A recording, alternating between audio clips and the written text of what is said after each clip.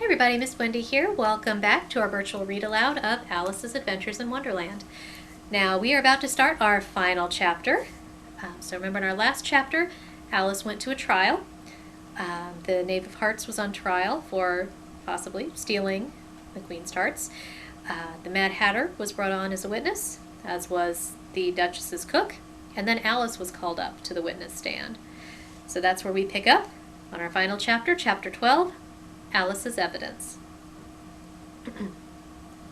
"Here," cried Alice, quite forgetting in the flurry of the moment how large she had grown in the last few minutes, and she jumped up in such a hurry that she tipped over the jury box with the edge of her skirt, upsetting all the jurymen onto the heads of the crowd below, and there they lay sprawling about, reminding her very much of a globe of goldfish she had accidentally upset the week before. "Oh, I beg your pardon," she exclaimed, in a tone of great dismay, and began picking them up again as quickly as she could, for the accident of the goldfish kept running in her head, and she had a vague sort of idea that they must be collected at once and put back into the jury box, or they would die. "The trial cannot proceed," said the king in a very grave voice, "until all the jurymen are back in their proper places. All," he repeated with great emphasis, looking hard at Alice as he said so.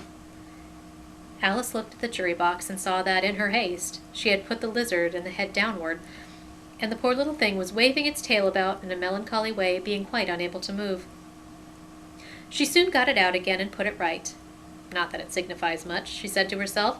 "I should think it would be quite as much use in the trial one way up as the other." As soon as the jury had a little recovered from the shock of being upset, their slates and pencils had been found and handed back to them. They set to work very diligently to write out a history of the accident, all except the lizard, who seemed too much overcome to do anything but sit with its mouth open, gazing up into the roof of the court. "What do you know about this business?" the king said to Alice. "Nothing," said Alice. "Nothing whatever?" persisted the king. "Nothing whatever," said Alice. "That's very important," the king said, turning to the jury. They were just beginning to write this down upon their slates when the White Rabbit interrupted. "Unimportant, your majesty means, of course," he said in a very respectful tone, but frowning and making faces at him as he spoke. "Unimportant, of course I meant," the king hastily said, and went on to himself in an undertone. "Important, unimportant, unimportant, important," as if he were trying which word sounded best. Some of the jury wrote it down important, and some unimportant. Alice could see this, as she was near enough to look over their slates, but it doesn't matter a bit, she thought to herself. At this moment, the king, who had been for some time busily writing in his notebook, called out, "Silence!" and read out from his book, "Rule 42, all persons more than a mile high to leave the court." Everybody looked at Alice. "I'm not a mile high." "You are," said the king. "Nearly 2 miles high," added the queen. "Well, I shan't go at any rate," said Alice. "Besides, that's not a regular rule. You invented it just now." "It's the oldest rule in the book," said the king. "Then it ought to be number 1, said Alice. The king turned pale and shut his notebook hastily. "Consider your verdict," he said to the jury in a low, trembling voice. "There's more evidence to come yet, please, your majesty," said the White Rabbit, jumping up in a great hurry. "This paper has just been picked up." "What's in it?" said the queen. "I haven't opened it yet," said the White Rabbit, "but it seems to be a letter written by the prisoner to somebody." "It must have been that," said the king, "unless it was written to nobody, which isn't usual, you know." "Who is it directed to?" said one of the jurymen. "It isn't directed at all," said the White Rabbit. "In fact, there's nothing written on the outside." He unfolded the paper as he spoke and added, "It isn't a letter after all. It's a set of verses." "Are they in the prisoner's handwriting?" asked another of the jurymen. "No, they're not," said the White Rabbit, "and that's the queerest thing about it." The jury all looked puzzled. "He must have imitated someone else's hand," said the king. The jury all brightened up again. "Please, your majesty," said the knave, "I didn't write it, and they can't prove I did. There's no name signed at the end." "If you didn't sign it," said the king, that only makes the matter worse.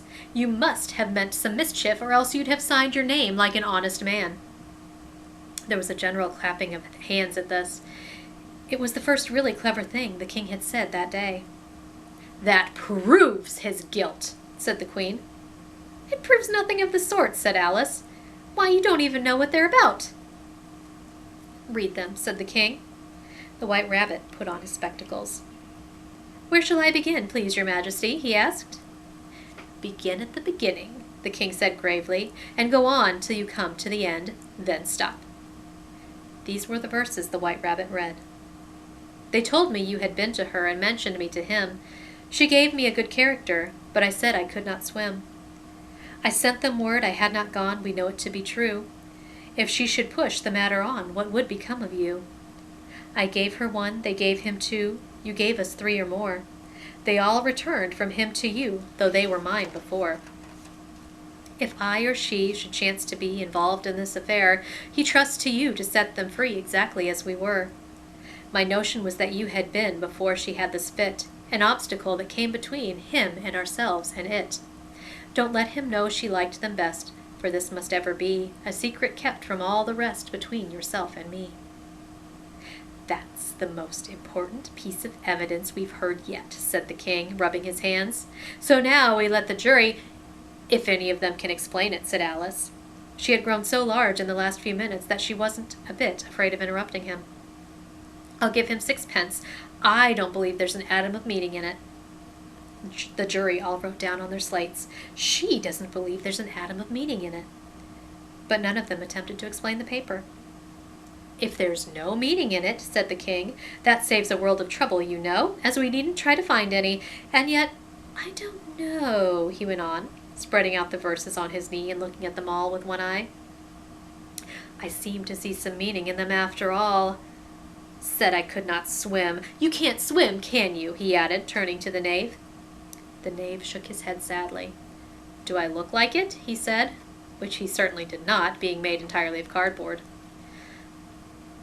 "All right, so far," said the king, and he went on muttering over the verses to himself. "We know it to be true. That's the jury, of course. I gave her one, they gave him two. Why, that must be what he did with the tarts, you know." But it goes on. "They all returned from him to you," said Alice. "Why, there they are," said the king triumphantly, pointing to the tarts on the table. "Nothing can be clearer than that. Then again, before she had this fit. You never had fits, my dear, I think," he said to the queen. "Never!" said the queen furiously, throwing an inkstand at the lizard as she spoke. The unfortunate little Bill had left off writing on his slate with one finger, as he found it made no mark, but now he hastily began again, using ink that was trickling down his face, as long as it lasted. "Then the words don't fit you," said the king, looking round the court with a smile. There was a dead silence. "It's a pun," added the king, in an offended tone, and everybody laughed. "Let the jury consider their verdict," the king said, for about the 20th time that day. "No, no," said the queen. "Sentence first, verdict afterwards." "Stuff and nonsense," said Alice loudly. "The idea of having the sentence first—" "Hold your tongue," said the queen, turning purple. "I won't," said Alice. "Off with her head," the queen shouted at the top of her voice. Nobody moved. "Who cares for you?" said Alice. She had grown to her full size by this time. "You're nothing but a pack of cards." At this, the whole pack rose up into the air and came flying down upon her. She gave a little scream, half of fright, half of anger, and tried to beat them off, and found herself lying on the bank with her head in the lap of her sister, who was gently brushing away some dead leaves that had fluttered down from the trees upon her face. "Wake up, Alice, dear," said her sister.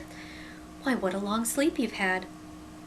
"Oh, I've had such a curious dream," said Alice, and she told her sister as well as she could remember them, all these strange adventures of hers that you have just been reading about. And when she had finished, her sister kissed her and said, "It was a curious dream, dear, certainly, but now run in to your tea. It's getting late." So Alice got up and ran off, thinking while she ran, as well she might, what a wonderful dream it had been. But her sister just sat still, just as she left her, leaning her head out on her hand, watching the setting sun and thinking of little Alice and all her wonderful adventures, till she too began dreaming after a fashion, and this was her dream. First she dreamed of little Alice herself. Once again the tiny hands were clasped upon her knee, and the bright eager eyes were looking up into hers, and she could hear the very tones of her voice, and see that queer little toss of her head to keep back the wandering hair that would always get into her eyes. And still, as she listened, or seemed to listen, the whole place around her became alive with the strange creatures of her little sister's dream. The long grass rustled at her feet as the white rabbit hurried by. The frightened mouse splashed his way through the neighboring pool. She could hear the rattle of the teacups as the March Hare and his friends shared their never-ending meal, and the shrill voice of the Queen ordering off her unfortunate guests to execution. Once more the pig baby was sneezing on the Duchess's knee, while the plates and the dishes crashed around it. Once more the shriek of the griffin, the squeaking of the lizard's slate pencil, and the choking of the suppressed guinea pigs filled the air mixed up with the distant sobs of the miserable mock turtle. So she sat on, with closed eyes, and half believed herself in Wonderland, though she knew she had but to open them again and all would change to dull reality. The grass would only be rustling in the wind, and the pool rippling to the waving of the reeds. The rattling teacups would change to the tinkling sheep bells, and the Queen's shrill cries to the voice of the shepherd boy. And the sneeze of the baby, the shriek of the griffin, and all the other queer noises would change, she knew, to the confused clamor of the busy farmyard, while the lowing of the cattle in the distance would take the place of the mock turtle's heavy sobs. Lastly, she pictured to herself how this same little sister of hers would, in the aftertime, be herself a grown woman, and how she would keep, through all her riper years, the simple and loving heart of her childhood, and how she would gather about her other little children, and make their eyes bright and eager with many a strange tale, perhaps even with the dream of Wonderland of long ago, and how she would feel with all their simple sorrows, and find a pleasure in all their simple joys, remembering her own child life and the happy summer days. The end. All right. So, before we end this Read-Aloud series, let me give you a couple follow-up questions. Why did Alice think about her goldfish when she saw the jury? Let's see. Do you think that the poem that was written on the letter, do you think that that had meaning, or was it just nonsense? Do you think the Knave of Hearts wrote it? Why did Alice have to leave the court? What reason did they give her? How did she answer? Do you think she should have stayed, or do you think she should have listened and left? And finally, what do you think? Do you think that was a strange dream? Do you think it was a dream?